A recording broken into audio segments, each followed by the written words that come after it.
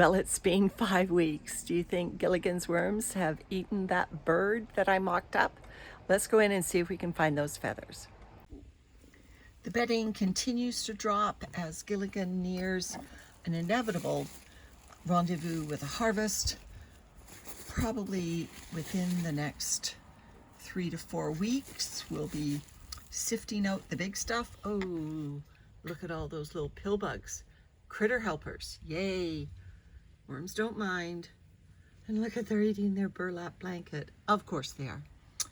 So we want to harvest this, and the big bits will just be rolled over into the winter bedding, and this beautiful vermicompost, the stuff that will get sifted out, will go to top dress our fall garden. So yes, lots of bin critters over where the bird feathers were buried. Let's see if that's what's underneath.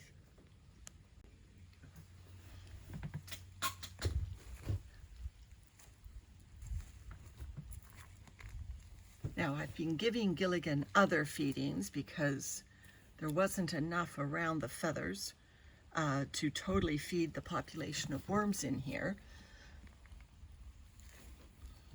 So I'm not expecting too much. Okay, there are worms still in the area, and there's what's left. Look at the feathers.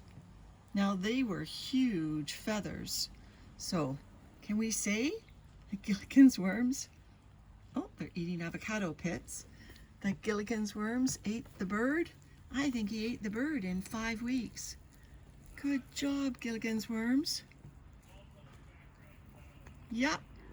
They're in the area still. I'm surprised. I've been feeding the comfrey and pumpkin and some other stuff, but they're still in this area. And they ate, look at that big stiff feather. That's all that's left. Just a couple of those. Here's another fragment of feather, I think. Tiny. That's it.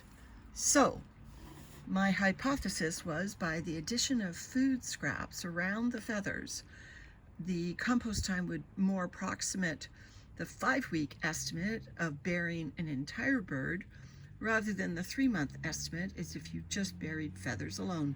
All right, I hope that helps somebody who decides to put feathers in a worm bin.